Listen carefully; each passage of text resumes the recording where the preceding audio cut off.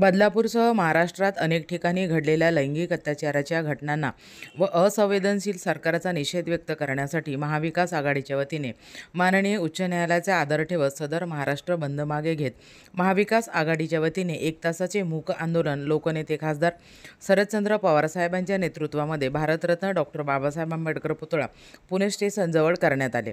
यावेळी महाविकास आघाडीचे सर्व पदाधिकारी उपस्थित होते। किंवा अत्याचार होणे त्यास मी करून त्याबद्दलचा आवाज उठेल। मी मुलगा आणि मुलगी असा भेदभाव कधी करणार नाही। महिलांचा सन्मान राखील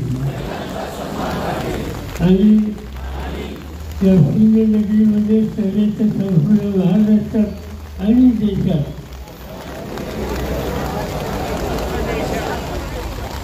महिलांसाठी अधिक सुरक्षित आणि भययुक्त स्थिती बनवण्यासाठी प्रयत्न करेल।